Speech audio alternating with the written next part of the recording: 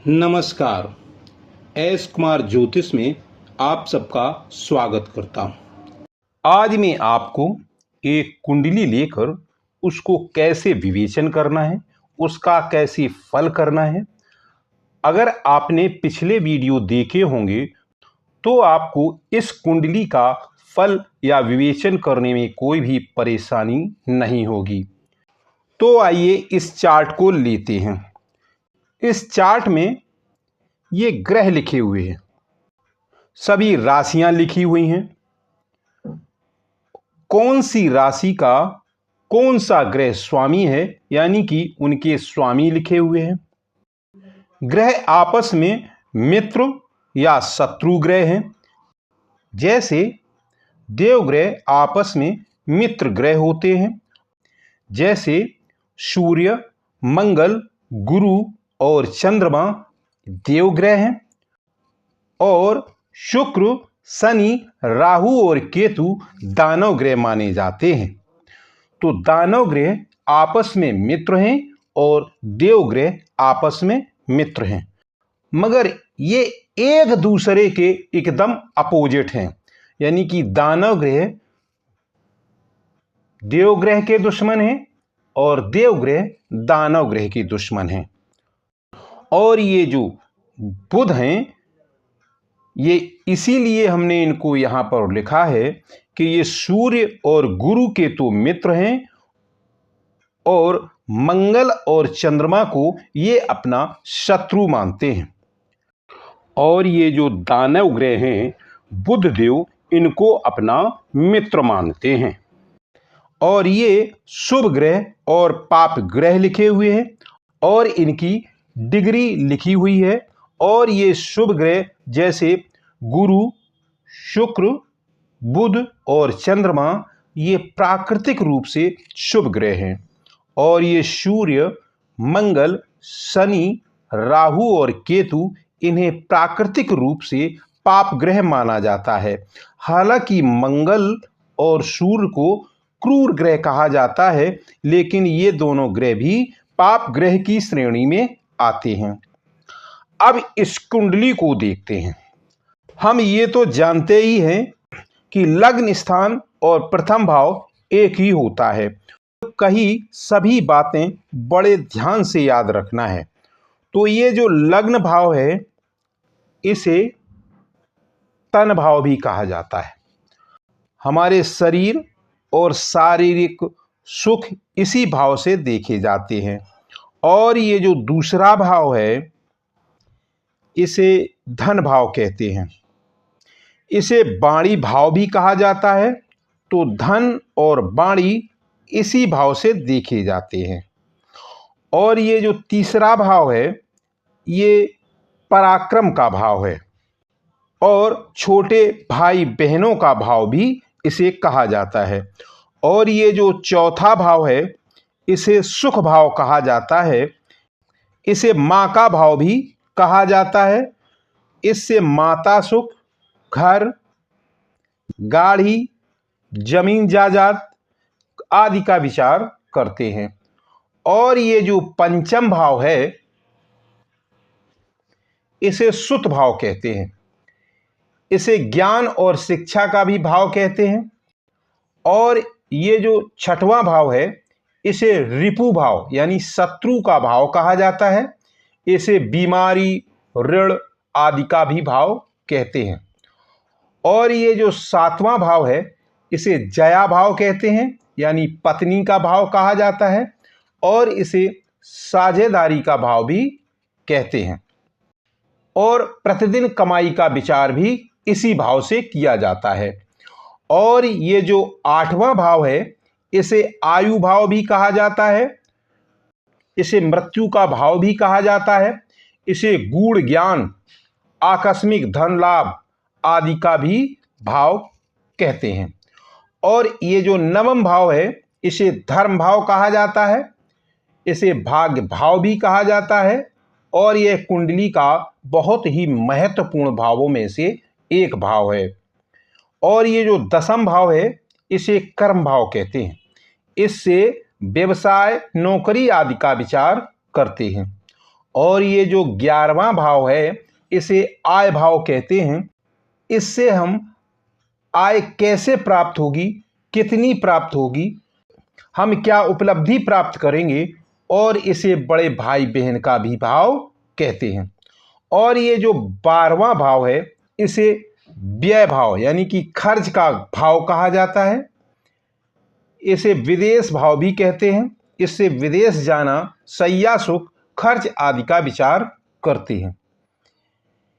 ये जो 6, 8 और 12 भाव हैं कुंडली में, इन्हें अच्छा भाव नहीं माना जाता है, इन्हें त्रिक भाव भी कहते हैं। इससे पहले हमें देखना होता है कि भाव में कौन सी राशि है। जो नंबर लिखा है वही राशि स्वामी उस भाव का स्वामी होता है। लग्न भाव में जो भी नंबर लिखा है उसका स्वामी लग्नेश होता है। उसी के अनुसार सभी भावों में राशि नंबर बढ़ता जाता है, और जो नंबर जिस भाव में लिखे होते हैं, जो राशि लिखी होती है, जैसे अब जो भी राशि जिस भाव में होगी उसी के अनुसार उस भाव का चरित्र होगा, और उसी का स्वामी उस भाव का स्वामी कहलाएगा। जैसे मान लेते हैं लग्न में 6 नंबर लिखा है तो इसमें कन्या राशि है, तो ये कन्या लग्न की कुंडली है और इस भाव का मालिक बुध ग्रह होगा। इसी प्रकार सब भावों में हम करते जाएंगे।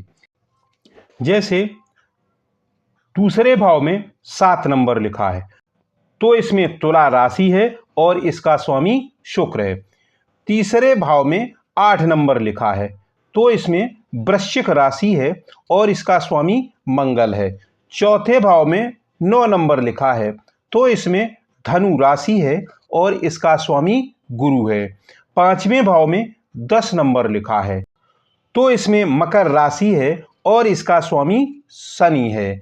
छठे भाव में 11 नंबर लिखा है तो इसमें कुंभ राशि है और इसका स्वामी शनि है। और ये जो 7वां भाव है इसमें 12 नंबर लिखा है तो ये मीन राशि है और इसका स्वामी गुरु है। और ये जो 8वां भाव है इसमें 1 नंबर लिखा है तो इसमें मेष राशि है और इसका स्वामी मंगल है। और ये 9वां भाव है इसमें 2 नंबर लिखा है तो इसमें वृष राशि है और इसका स्वामी शुक्र है। और ये जो 10वां भाव है इसमें 3 नंबर लिखा है तो इसमें मिथुन राशि है और इसका स्वामी बुध है। और ये जो 11वां भाव है इसमें 4 नंबर लिखा है तो इसमें कर्क राशि है और इसका स्वामी चंद्रमा है। और ये जो 12वां भाव है इसमें 5 नंबर लिखा है तो इसमें सिंह राशि है और इसका स्वामी सूर्य है। ये हमें याद रखना है क्योंकि इन्हीं के अनुसार इन भावों में फल प्रभावित होगा। सबसे पहले हमें अब ये देखना होता है इस कुंडली में कौन सा ग्रह कारक है और कौन सा ग्रह कारक नहीं है, यानी बुरे फल देने वाला है। याद रखना है, ये हमने पहले बताया है। इसके अलावा हमें ये भी याद रखना होगा किस ग्रह की कितनी डिग्री है और कौन सा ग्रह किस भाव में बैठा है और उसकी डिग्री कितनी है, उसी के अनुसार फल होगा। मान लो कोई एक कारक ग्रह और वह अच्छे भाव में यानी शुभ भाव में बैठा हो और उसका बल बहुत कम हो यानी डिग्री बहुत कम हो तो वह फल देने में असमर्थ होता है। जैसे मान लेते हैं शुक्र है या चंद्रमा है और चंद्रमा की डिग्री 1, 2 है या 28, 29, 30 के आसपास, तो ये चंद्रमा किसी भी तरह का शुभ फल देने लायक नहीं है। चाहे ये भले ही पंचम भाव में, नवम भाव में या लग्न भाव में ही क्यों ना बैठा हो, जब तक इसका हम बल नहीं बढ़ाएंगे तब तक ये शुभ फल नहीं देता है। और यहां पर इस बात का भी ध्यान रखना होगा कि कौन सा ग्रह मित्र ग्रह है और कौन सा ग्रह शत्रु ग्रह है। जैसे हमने पहले ही यहां लिखा है, ये देवग्रह आपस में मित्र हैं, यानी कि सूर्य, मंगल, चंद्रमा और गुरु आपस में मित्र हैं। और ये दानव ग्रह यानी कि शुक्र, शनि, राहु और केतु आपस में मित्र ग्रह हैं। मगर ये दानव ग्रह और ये देव ग्रह आपस में शत्रु हैं। और ये जो बुध है ये सूर्य और गुरु का मित्र है, मंगल और चंद्रमा का शत्रु है। और इधर ये शनि, शुक्र, राहु और केतु का मित्र ग्रह है। और इसके बाद हमें ग्रहों की दृष्टि भी देखनी होती है। सभी ग्रहों की 7वीं दृष्टि होती है। वो कहां पर बैठे हैं और उनकी ठीक सामने 7वीं दृष्टि पड़ रही होती है।